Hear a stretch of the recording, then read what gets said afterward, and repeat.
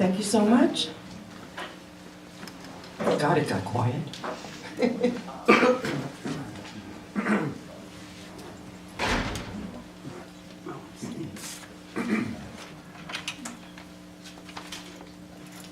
My name is Marge Maceda, and I am the new chair of ANC 6E, trying to replace Mr. Alex Padro, who Not replace, succeed. well, yeah, I mean, I'm replacing you as the chair, who has done this for years and years and years, so he's helping me and helping me to learn the job better, and I appreciate that. If we could call to order, Antonio, our secretary, will call the roll.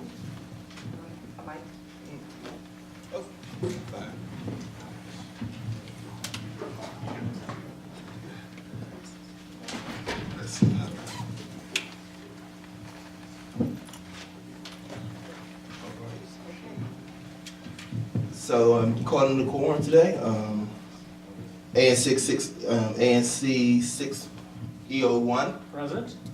ANC 6 EO2, absent. ANC 6 EO3, ANC 6 EO4, Here. ANC 6 EO5, Here. ANC EO6, here, ANC EO7, sorry. Doesn't that get a tongue twister? Yes. We do have Have a a quorum. quorum. Thank you so much. Oh, Frank's here. Frank's here.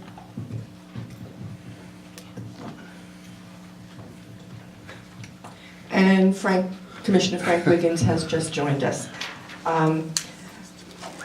Because our note taker is not here this evening, if and when you are called upon, please make sure you state your name so that we can have it included in the minutes if I don't catch it in time, and make sure I have it in my notes.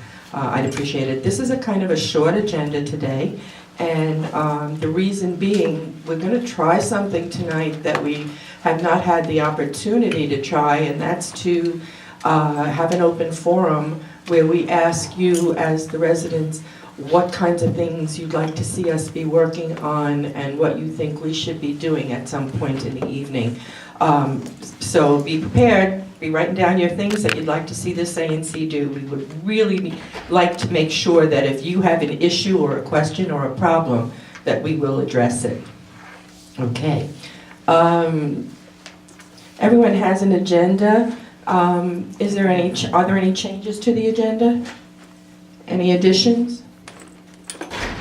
Okay, can we have a motion to accept the agenda as is? So moved. And do we need a second now? Second. Okay, thank you. Everybody in favor? Aye. Okay, great. We will start, of course, with our men and ladies in blue and ask them if they would please come up and introduce themselves and then give us some statistics of what's going on in our neighborhood. Thank you. Hi, good evening, everyone. I'm Lieutenant Brian Murphy from the 1st District. I represent PSA 103. Looking at the 6E map, I see that portions of my PSA come up within 6E. So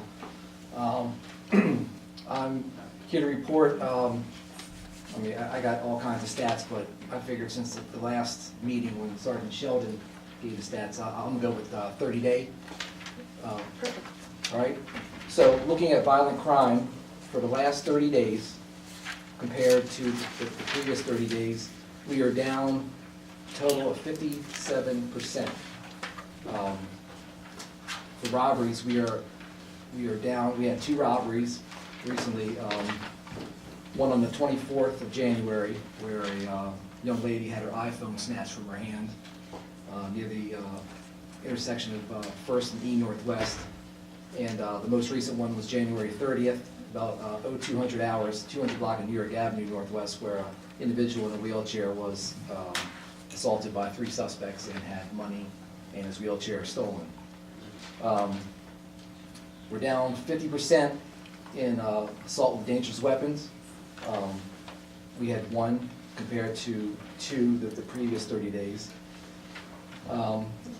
Property crime, we are up 28%. And The reason for the rise are motor vehicle thefts. This 30 days, we had 6 compared to 4 the previous 30 days. We also are experiencing a little spike in theft from autos.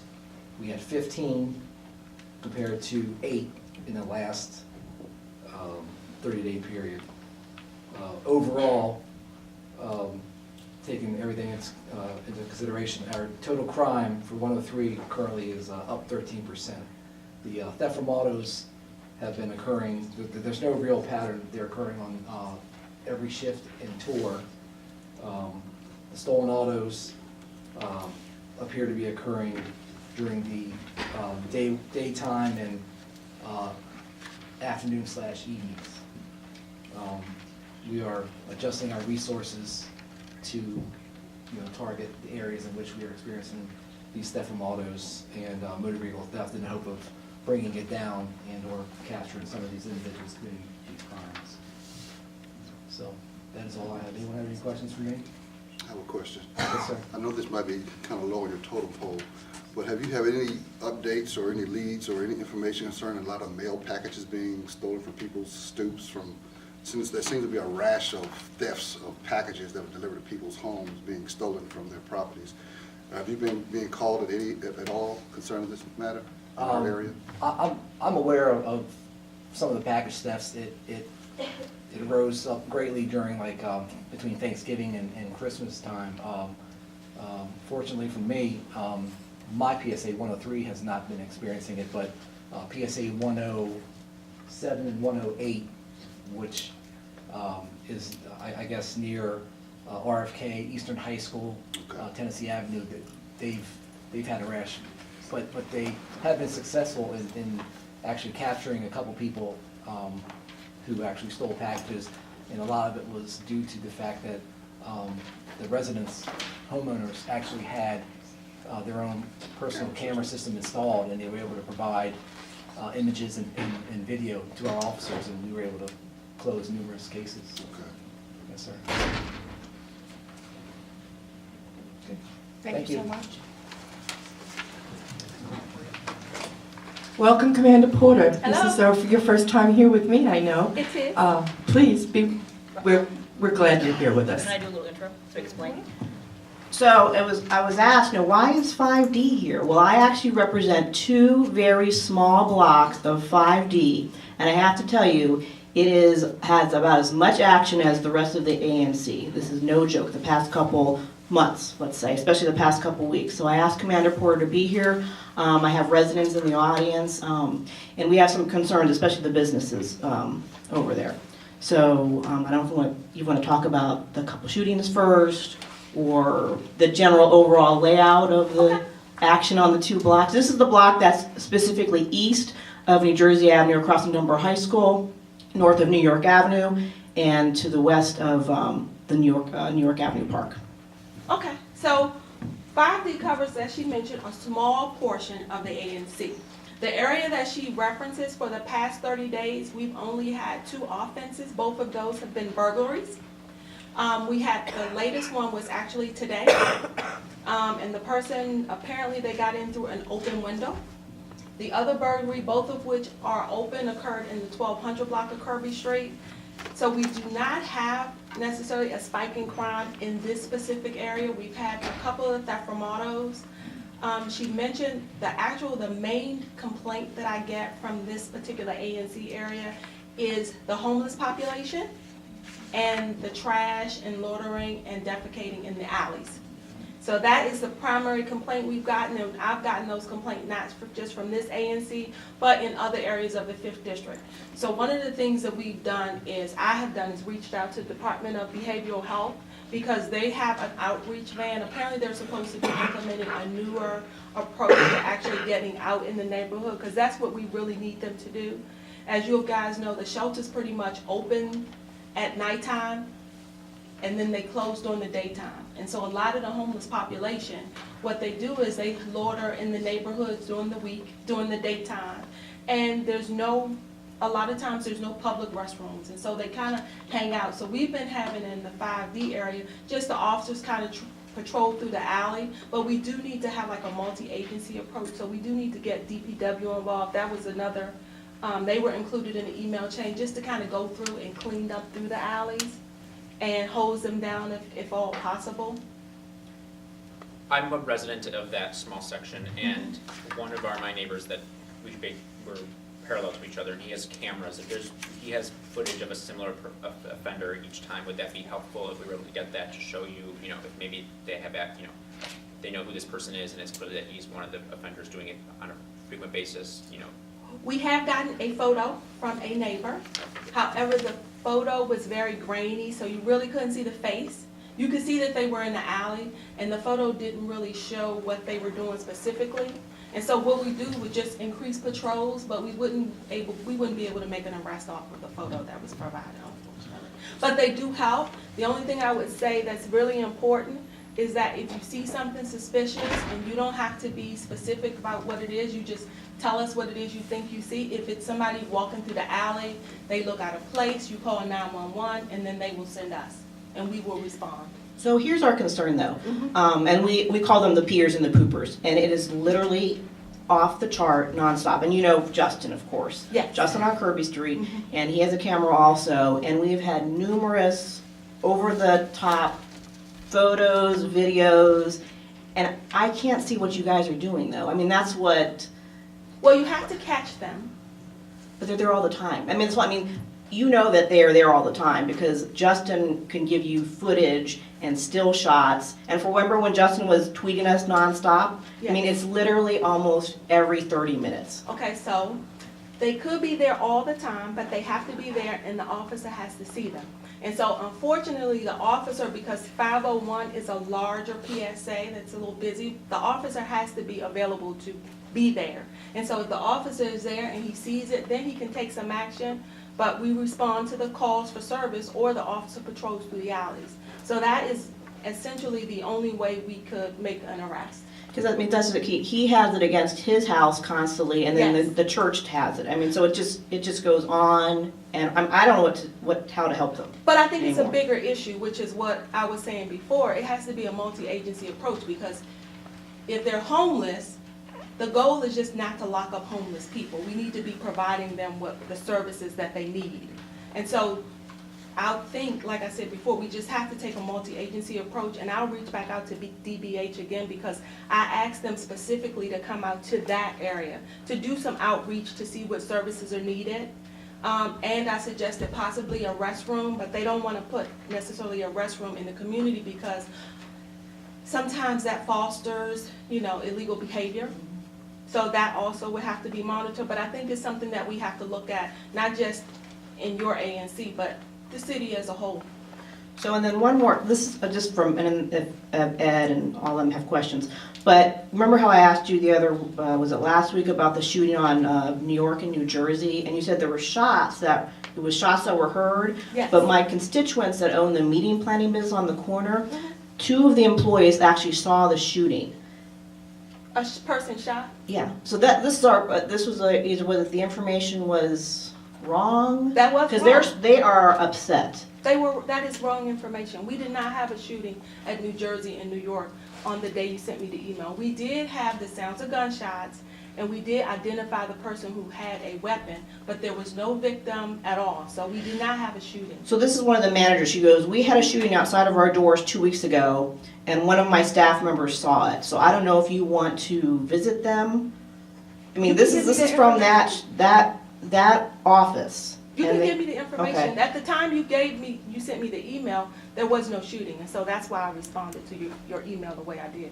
Okay, because it just is that, and I know my constituents feel the same. It's like this constant, like, I'll call it a buzz in the neighborhood, whether it be the homeless population, vagrants, and just a presence. And I've talked to the owner of Andy's about it, and we just need, I mean, I understand we're a very small area.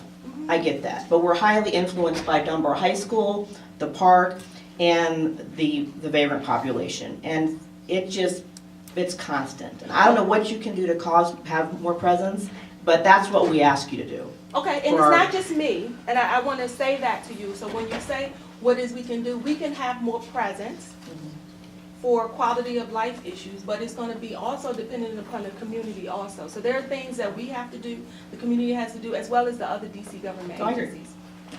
Any other? Talk about the shooting, I think it was January 8th or 9th in front of Dunbar High School. It was beginning of That January. was at night, was that at night, Yeah, guys? it was at night. After the game was let out. Yeah, So even in that particular instance, the person who was initially thought to be the suspect was actually the victim, and he was not shot. There was, again, sounds of gunshots. So there was no shooting, there was the sounds of gunshots, but there was no victim. But there was some sort of dispute that occurred prior to the end of the game. Now, the only other shooting that I know we've had since I've been here is the shooting at the barber shop on New York Avenue. You know where that is? I know all about that shooting. Yes, Yes. and that shooting is still open. Okay. Ed, Ray, Lewis, any questions?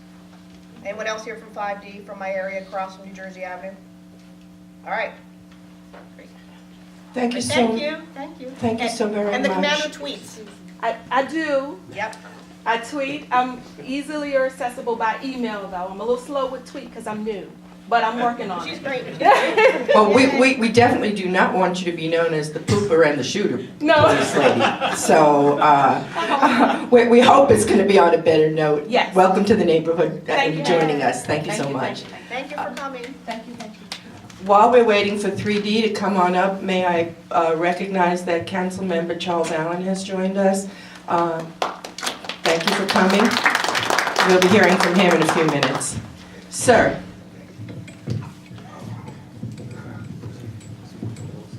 Close it off. I'm Officer Berlin, I'm from the 3rd District. I'm patrolling PSA 308, specifically from Rhode Island Avenue to N Street and from 5th Street to 11th Street. I'm going to report on the basically last week of crime that we've had in PSA 308. And we had no robberies. We had one sound of gunshots, which happened on January 30th at 468 Ridge. There was no shell casings found, nothing found, nobody was hit, no humans were hit, and there was no property damage. We had no assaults with a deadly weapon in 308. We did have 2 burglaries, 6th and P Street and on the 400 block of Ridge. They're both still open cases. We had no auto thefts. Our continuing issue that we're having, and I'd like to again enlist you to help me with this, when you have people from out of town, please insist that they take their items from their automobile and bring them inside with them or store them safely in a trunk, not in the back cargo area. If there's anything that looks of value, the theft from auto suspects will break the window and then grab whatever they can grab as quickly as they can and then sort through it in an alley and discard what they want, what they don't want, and keep what they want. So we had five incidents of that. Our big hot spots in 308 are the 1500 block of Marion Street and the 1100 block of 6th Street. And most of it's happening over the midnight hours on the midnight tour. Does anybody have any questions about 3D or PSA 308, which is in this fancy area? Can I comment just one? Sure. If you put it in your trunk of your vehicle, don't do it in front of your house where somebody's watching you do Right. it. So I would do it before you get to your destination. And one other thing, thank you. One other thing I wanted to add was that they target out-of-state plates. People that live within the District of Columbia for any length of time are kind of hip to this process of theft from auto, and they know not to leave things in the car. 9 times out of 10, it's a New Jersey plate or a New York plate, Connecticut plate that I'm seeing that this damage is done to. A lot of times it's just destruction of property. They're not even taking anything from the vehicle. They smash the window, they don't find anything that they want, and they move on. Okay, so that's our biggest issue right now in this section 3 and 308. So we're very fortunate that we haven't been suffering from some of the other things that have happened in 308 recently. We don't have a lot of robberies in the 3rd District, rather, in 308. We're very, very lucky. Keep your fingers crossed that that trend continues. And thefts from auto are way down comparative to last year and the prior year. So, anybody have any questions? Yes, ma'am. You mentioned a burglary at 6th and P Street. Yeah, the 6th and P here. Was that the residential home right across from the church? It was a residence, yes. Yeah, it's still an open case. Good news is that, and I just want to touch also on the theft from mail. It's not as prevalent when we're not in the holiday season, but you still have to be wary. We did make an arrest today in the 3rd District of a very well-known package theft thief that they had a warrant out on for quite a while. One of my fellow officers spotted him on the street today and he was taken in. So that should hopefully mitigate it a little bit going forward. Thank you for your time. Thank you, and I want to thank you for walking and being on the streets all the time. I ride around and I go through different neighborhoods, and you're so nice and tall that when I go on 7th, especially around 7th and P by the Kennedy Rec Center, you're always there. Every time I turn around, you're speaking with the residents, you're walking the beat, and people really know who you are, and I thank you for that. And I thank all of you for coming this evening. I appreciate that. And you can do me a favor and write a note to my commander. No, I don't want favors. Just shrink my beat down so I can continue to walk because it's getting so big that I have to be in a car now. So when the warm weather comes, I really want to be back on a foot patrol. I will definitely take that on. Okay? Yes, sir. I appreciate it. Thank you all for coming. We really appreciate your time and your good works. Commissioner Wiggins is the person who deals with public safety in our community. And one of the things that we have been doing for the past couple of years is we have a member of the community who helps us write impact statements for judges of people who are being sentenced to major crimes. And we do have one coming up, and I'm going to let him explain that to you. Good evening, everybody. Maurice Butler was arrested on October the 2nd of 2014. He's being sentenced on March the 6th in another month. He was arrested for being in possession of a substance which was tested positive to be heroin. He also had a .38 caliber pistol with live ammunition. He was also arrested with a duffel bag with $10,000 in cash. And they also found $1 million on his person when he was arrested. He was also on probation for a 2013 drug conviction. There was also a stay-away order prohibiting him from visiting the 1300 block of 5th Street. And all this took place 4 days prior to his scheduled court appearance for the 2013 conviction. So the community impact statement that's being written is to show a strong message to Judge Juliet McKenna and to his colleagues, those who commit similar crimes. So we are writing a community impact statement to let the community know and let Judge McKenna, as I stated, as well as any criminals who perform light crimes, that this neighborhood in 6E, Ward 6 won't tolerate these types of crimes. Are we being asked to take any action tonight? Well, yes. So tonight I am asking commissioners to approve the community impact statement that's been written to be submitted to the Honorable Juliet J. McKenna on behalf of Mr. Thomas Butler. I ask for a second. Is there any discussion from any other commissioners? Okay, so we have a motion by Commissioner Wiggins, seconded by Alex Padro. All in favor of supporting a letter to go, the CIS letter to be read to the judge, please signify. Aye. Aye. Okay, any opposed? No. Okay. So be it. It's going to be done. Mr. Martin, thank you so much. We appreciate your taking this on. Martin Moulton is the gentleman who actually goes and meets with the judge, with the district attorney, and gets the information that we can write these very professional type of letters. And since he's been doing this for us, sentencing has shown and has indicated that it does make a difference. So we're very grateful to him for that. Okay, we have one ABRA license coming up this evening. That's in my area. The name of the restaurant is La Homage, and welcome Hakeem and Stephen. It is a French restaurant coming on to K Street. If you guys would like to step to the microphone, you can be heard. Thank you, Chair, for the warm introduction. I'm Steve O'Brien, counsel for L'Hommage, and I'm accompanied by Hakan Ilan, who is the owner and proprietor to be. I was thinking, as I was sitting there, most often when I come before AMCs, I'm introducing a stranger, and there's a certain element of requesting trust that the stranger will perform as promised. But that's very different here, because as I think a lot of people know, Hakan is the owner and proprietor of Alba Osteria at 4th and I.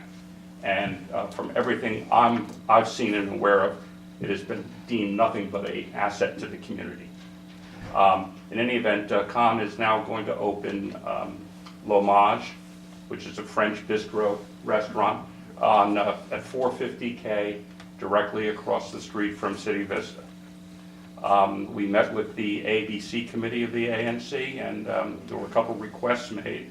One, to restrict the hours of outdoor service till midnight, which we agreed to. And number two, to limit the number of times entertainment is presented during the course of a year, so as to remove any possibility that the establishment could turn into some sort of a night spot, as opposed to a real restaurant.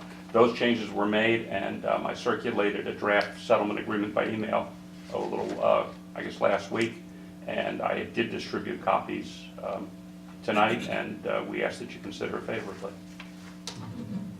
Did you want to say something? Nope. Okay. The committee met. Alex, would you like to share the results of that?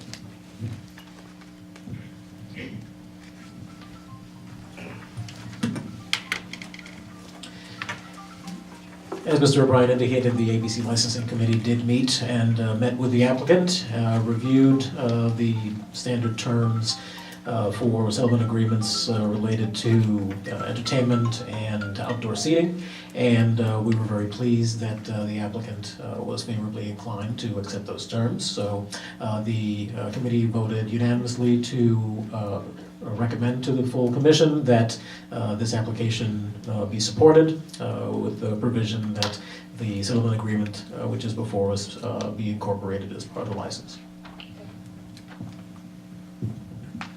Thank you so much. This is in my area, and the restaurant is located at 450 K Street, which is almost across from Busboys and Poets, for those of you who know the area. And Alba, of course, is around the corner at 4th and I. So we are excited to have Hakeem be coming in for a second visit to our neighborhood. And we understand next month we might be hearing about a third one, which we're real excited about. So he is well entrenched in the community, and one of the things that his restaurant does during the spring and summer months is they have a wonderful doggy time on the patio, and his chef actually bakes dog biscuits to be given to the dog customers that come in, which is really nice. And we appreciate that in the neighborhood because we have a million zillion dogs. So we appreciate your kindness with that.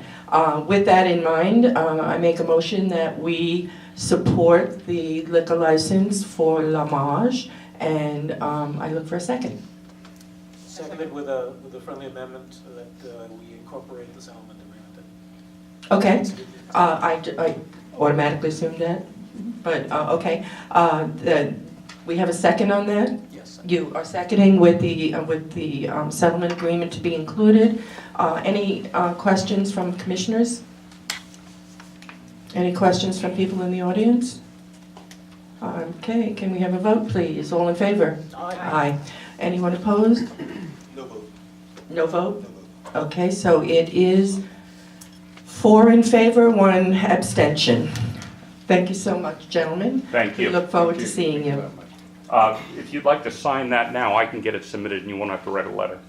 Absolutely, be happy to. Okay, if you guys will hang on 2 seconds.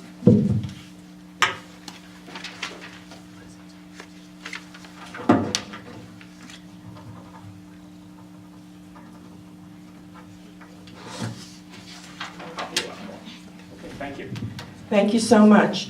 Next on our agenda, we are pleased and extremely happy to have our newest council member join us. Council member Charles Allen, if you remember from way back when he was young, a whippersnapper. He worked for Tommy Wells in his office and decided to get his feet wet, and he did a really great campaign. And we're pleased to say that he won our hearts as well as our votes, and we look forward to working with him. Mr. Allen. Well, thank you very much. Good evening, everybody. I don't think I look that old yet. I appreciate that. You can't catch up to me. Well, it's great to be here tonight. We are 4 weeks on the job, but it has been a fantastic month so far. And one of the things I wanted to do is make sure that I came out to, I'm going around to each of our ANCs around the ward to get a chance to talk to them there. And I appreciate commissioners making time on your agenda this evening. I know you always have a full agenda, so thank you very much for doing that. And thank you as well for serving, and Antonio for the new commissioner. But I think that the community has also re-elected a great group of leaders for this neighborhood, so I appreciate that.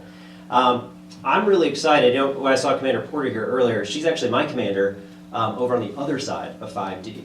So for everybody who doesn't know, Ward 6 is the largest ward in the city. It stretches all the way basically from the back door of the Howard Theater all the way down to the southwest waterfront and down to the baseball stadium, all the way over to RFK Stadium in Hill East, and then comes back up through Capitol Hill, 8th Street, and Noma, and then back up through our Shaw neighborhood. So it is a delight and a wonderful opportunity. It also presents a challenge as well to get around to the entirety of Ward 6, but I'm excited about doing this and about the job. I wanted to share just a little bit about kind of the first few weeks on the job, and also, with the Commissioner's indulgence, turn it over to a few questions in just a little bit if I can. You know, the first month has been a lot of fun. I've certainly tried to get out of the gate with a couple of different legislative initiatives and a couple of ideas that I want to see our city move forward with. One of the first things I did was introduce legislation, try to help our small businesses. One of the things that I think the city does is create a lot of rules and a lot of barriers and a lot of hurdles for our small businesses and our entrepreneurs to really be able to jump over and get through, just to be able to open up their doors, to create jobs. And so one of the first things I did was to help streamline that and introduce legislation. And hopefully that'll be something that we can move forward with relatively quickly. Another piece of legislation that I worked on and have introduced is something that I like to call books from birth. And this is something that I've